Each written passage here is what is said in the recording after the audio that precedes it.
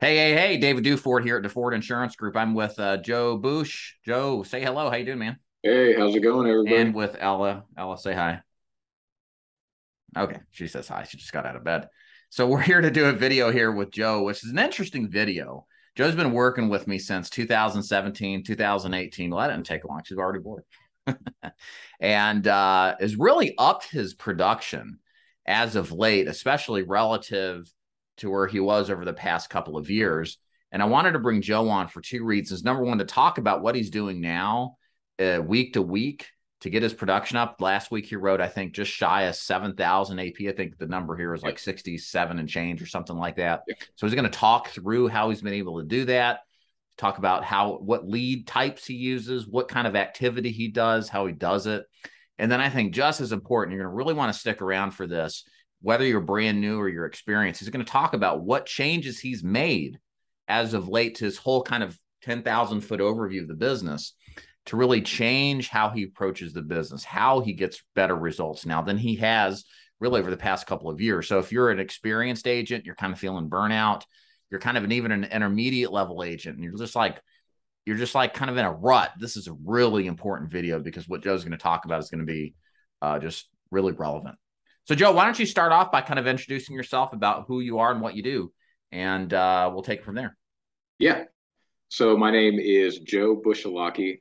I've been with Dave's insurance agency since 2018. We're on the spring of 2018. So I'm a independent life insurance agent. Um, I'm a face-to-face agent.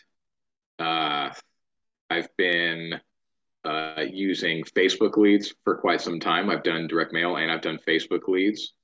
Uh, I'm I've been married for 4 years. I got three kids. Oldest 18, youngest is a year and a half, and just a family guy who's on the side trying to make it in the insurance world, man. And by the way, Joe is out of California. It's 8 o'clock Eastern my time. Like Joe's changed to like this morning person all of a sudden. Like it's like crack of dawn over there. And so thank you for getting up extra Yeah, that's right, early. man. This, 5 a.m., man. right, man. So let's first start off before we get into some of the adjustments that you've made in your business, like from a big picture perspective. Let's look at what it took to write 6,700 AP last week, because that's a big number. Not a lot of people do it, and I want you to walk us through this process. So take us through your week, if you don't mind, starting with Yeah, how you got into the week to start, whether it's door knocking, appointment setting, and kind of take us through the steps that you took to write that kind of business. yeah. So I can say a big part of my success is just following your system, Dave, and just following like getting regimented on my schedule and not deterring and just being organized. So let me start off. Let me start off with Friday. So Friday, that's when I buy leads. So I buy leads, and then I ask the Facebook lead vendor to start it on Saturday. So the reason I do that is because I start calling my leads on Tuesday. Now I'll jump back to what I do on Monday, but so I get my leads, and then on Tuesday I call all of my leads from 5:30 p.m. to 9 p.m. and I sit there, I triple dial, I I just pound away. I set up a field day for Wednesday. I go, I run all my leads. Thursday, I call my leads again from 5:30 to 9 p.m. And then on Friday, I go out to the field again. So typically, when I call my leads on Tuesday, I can get a full schedule going for Wednesday.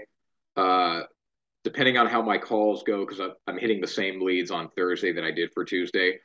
By my field day on Friday, I'll have some preset appointments, but it might be like it'd be a little mixture of like doing some door knocking and doing some preset appointments depending on how my phone day went. And then on Monday, I strictly door knock.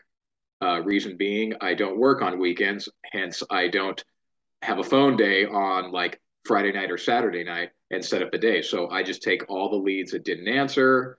some of the leads that like maybe just hung up on me real quick and didn't hear me pitch, and I door knock as many of those leads as I can on Monday, and that's my entire week, and I just keep rinsing and repeating.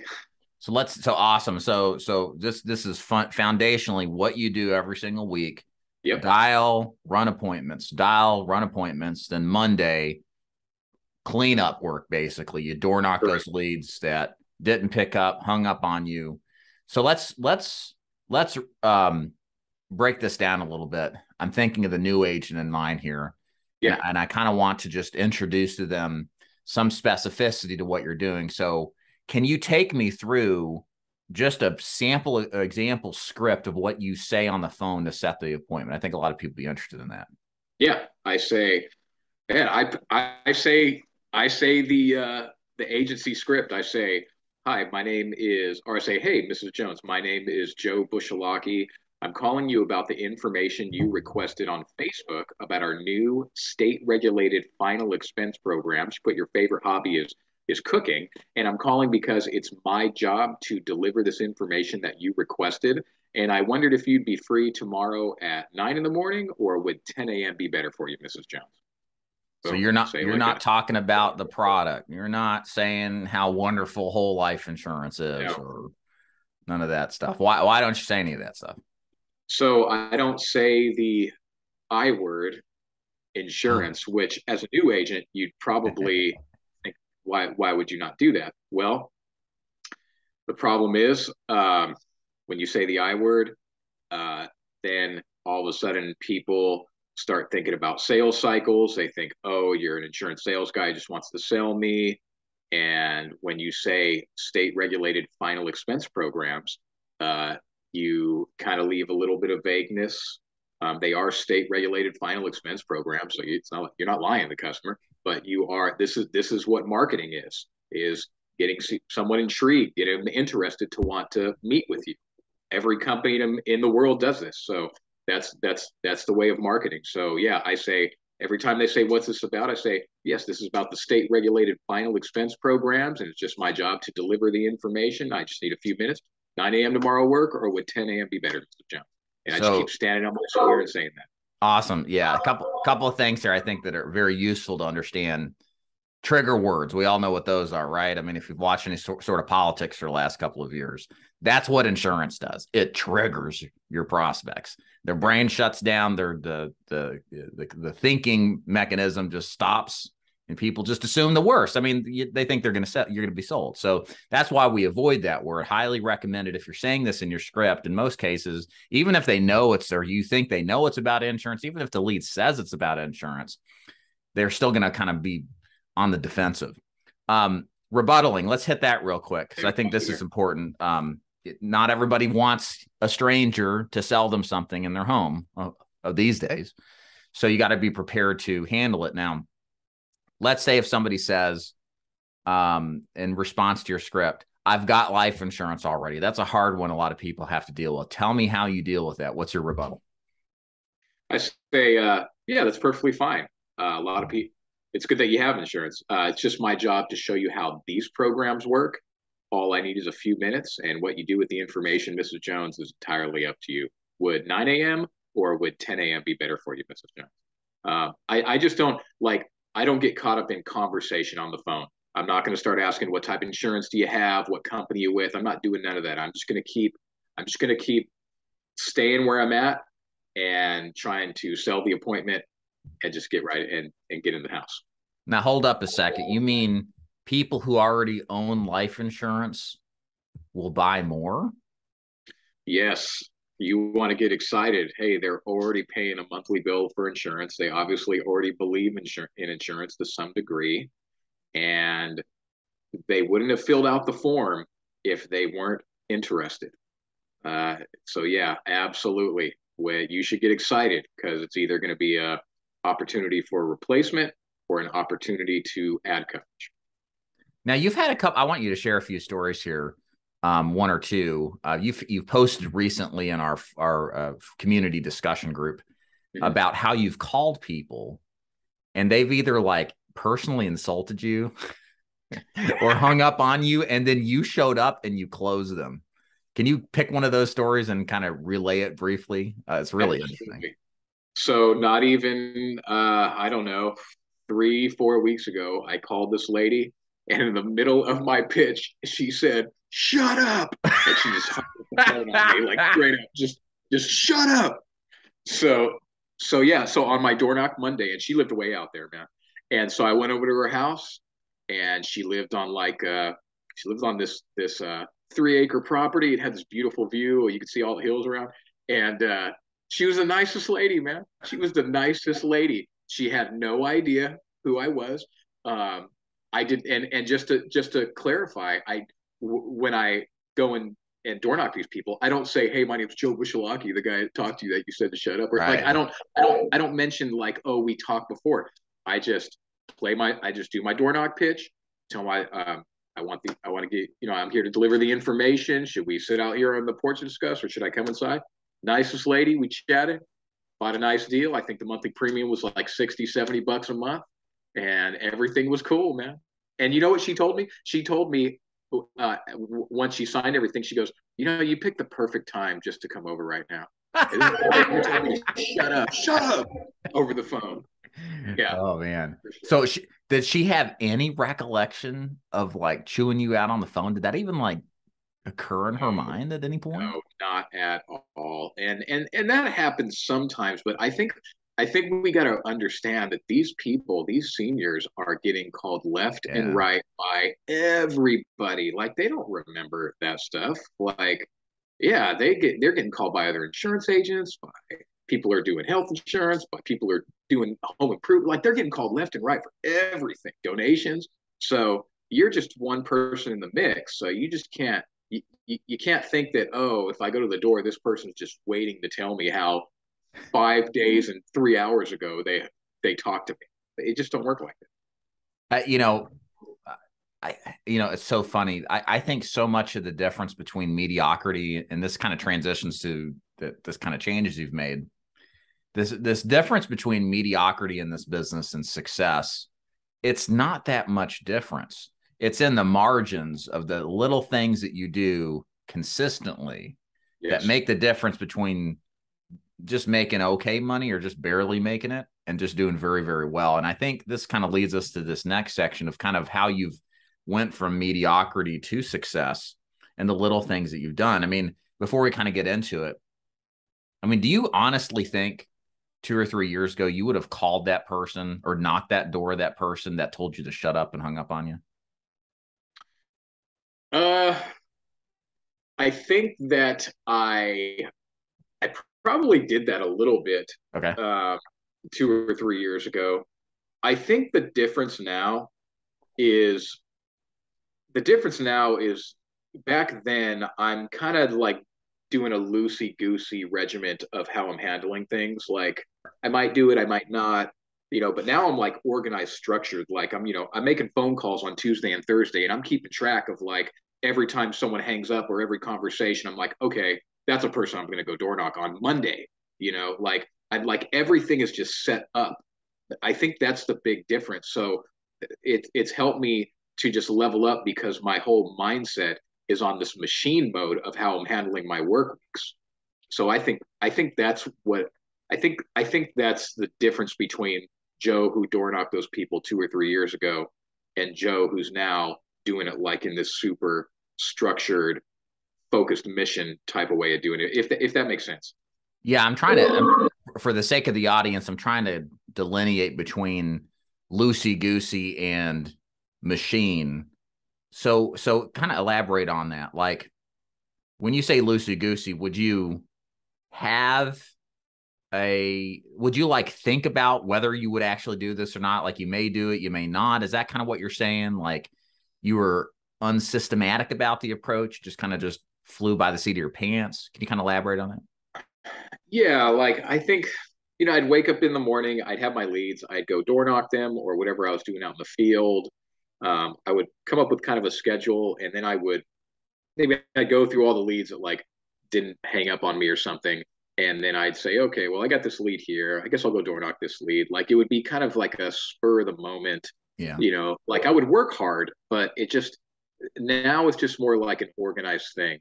with me, which is it just makes I don't know, it just makes the world of difference when you are structured. And I'm like, okay, this person that hung up me on Tuesday, I'm gonna go door knock them on Monday, and I know I'm gonna do it. And I'm like, it's like just it's just my whole mindset is just different. It's just it's when you start really blocking your schedule to specific times, you really it's like some magic happens. Like you start seeing the weak points in your game and you start seeing the strong points and you're able to really get it all solid together. What And what it, yeah. what are some other things you're doing differently now that kind of lead into this kind of machine structured, organized approach versus what you weren't doing then? So you're running a schedule, pretty firm schedule. There's a systematic approach. You're not, it's just you do it. You don't like debate whether or not you're going to, what else are you doing differently?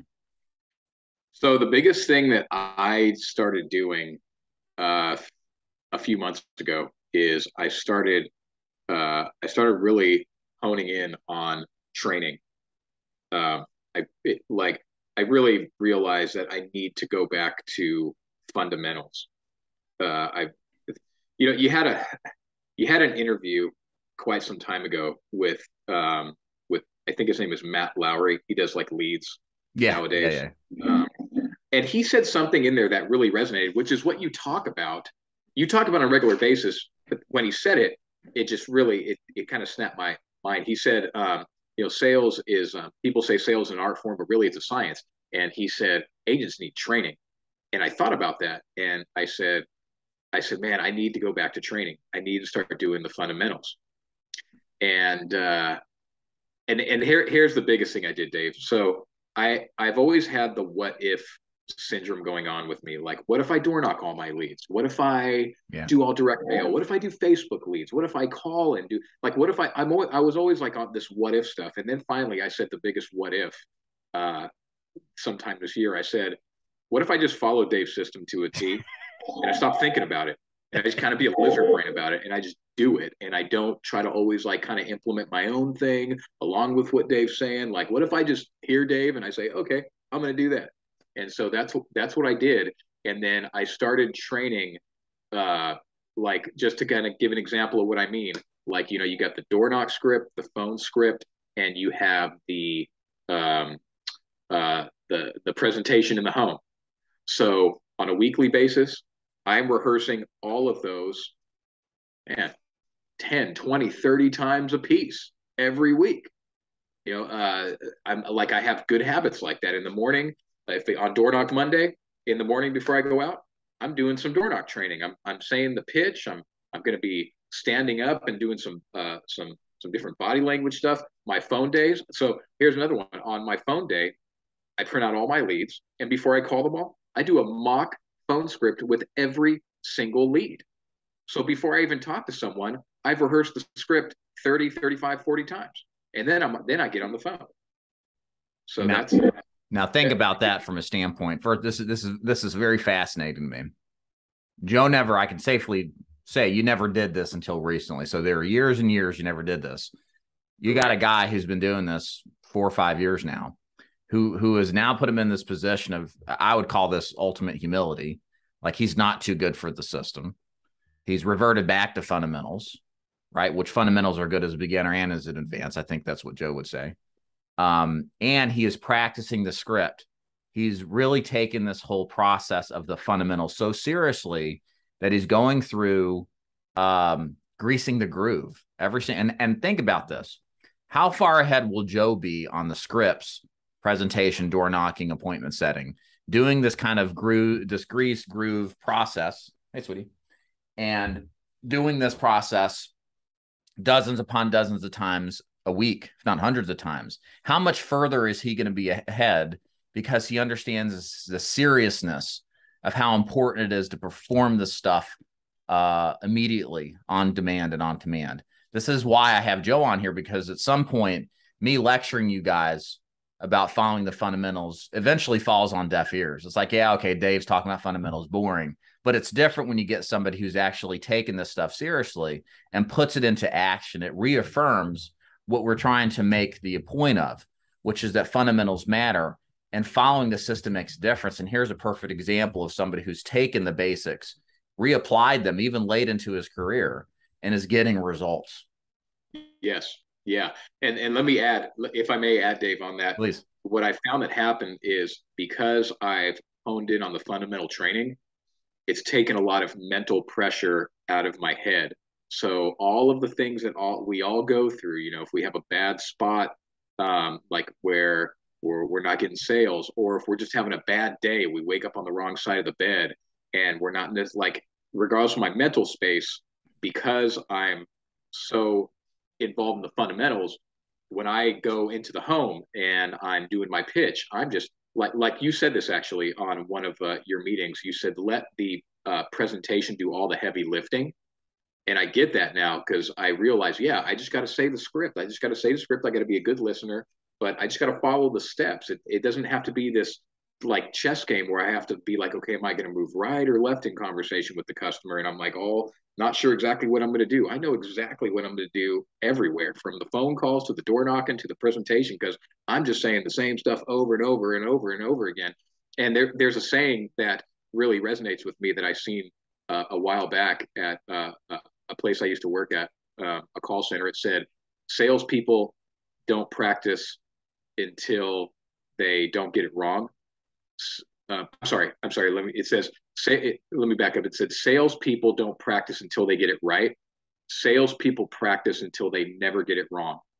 Right. And I'll say it again. Salespeople don't practice until they get it right. Salespeople practice until they never get it wrong. And that's the space we want to be at, where like it's just like clockwork. Like we just do the same thing every single time. Boom, boom, boom.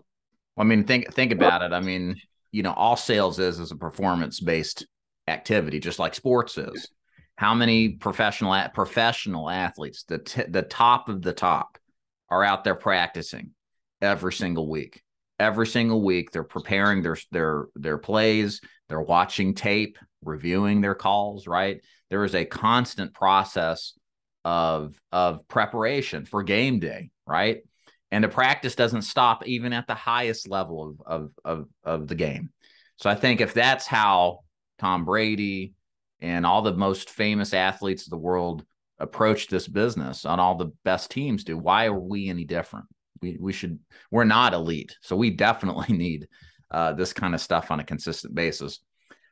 Joe, kind of to wrap this up, you had mentioned something else kind of prior about, getting financially set up for leads and kind of changing kind of how your perspective is on that. Can you speak to that as we kind of wrap this thing up?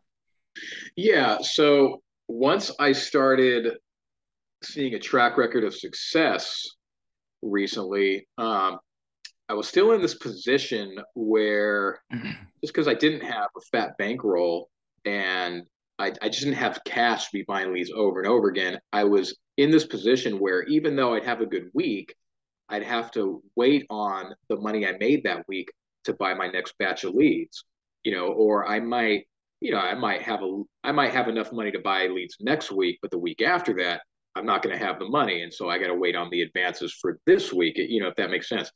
And so what I did was, after I started tracking my numbers and I started seeing that I started scaling, and I started realizing, man, I'm like making money in a really consistent way.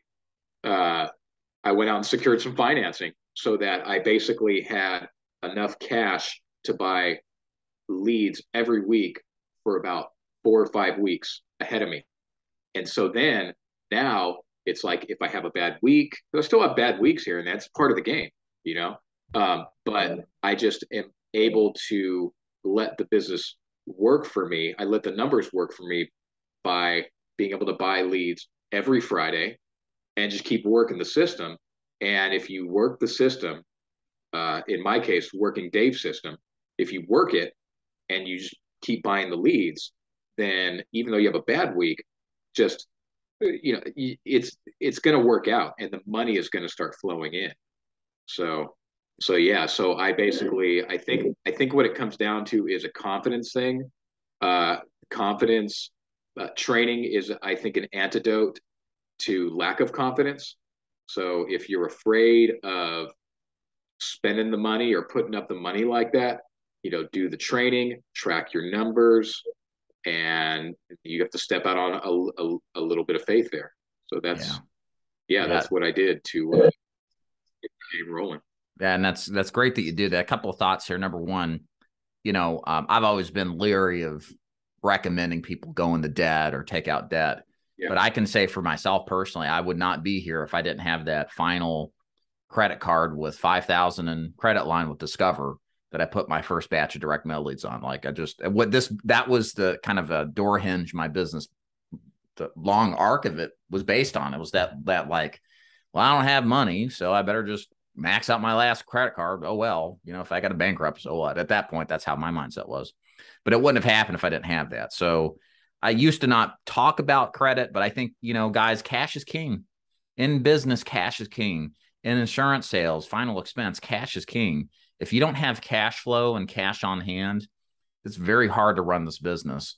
That's why we require agents to have money for leads up front now as we recruit, because if you don't have money in a suitable amount, your days are numbered, especially if you're running an independent brokerage model where you buy leads. So having the ability to have access to funds to pay is critical. And you don't need like 50,000 at all, anywhere close to that. You just need enough to get leads, to have an opportunity to sell, because you should be able to cover the investment pretty quickly after a sale or two, and then kind of self-finance from the leads or from your sales itself. So that can't be understated. I will mention, if you guys are interested, we have a relationship with a financing company that will shop for financing opportunities to fund your business. That's at daviddufour.com/FAQ if you're interested. You don't even have to work with me to get access to that, just to throw that out there. So long story short, Joe, thank you so much for being here. I really appreciate you taking the time to kind of relay your experience, not just on the great weeks you're having and the exceptional week you had last week, but really to show agents out there what you need to do to change your circumstances, what steps you need to take. Go ahead. Yeah, no, I was agreeing with you. But there is one thing I would like to say, especially to new agents, just that I've learned the hard way. I truly feel that if I would have everything that I've been doing the last few months, if I would have just stuck to that in the beginning of my insurance career, I think the agent that I am today, I think instead of banging myself around in this business for, last 4 or 5 years, losing money, struggling, just having to supplement my income, have to really struggle. I feel like the agent I am today, if I would have just followed Dave's system to the T and done and stuck to the training, I would have been this agent about a year into the business. It wouldn't have took me 4 years of banging my head around. So for new agents, just follow the system, do the training, and get out there and work it, and don't deviate. Great, Joe. You can save a lot of money and time. Thank you for sharing that. The agents need to hear this, whether they work for me. If you're interested, daviddufour.com/FAQ. Whether you don't work for me, no truer words can be said. Just discipline yourself. This ultimately is a game about not your competition externally, but the competition internally. It's that which you have to defeat to have any sort of semblance of success in this business. So, Joe, thank you so much for being here. Appreciate you, man. Yeah, my pleasure. All right, take care.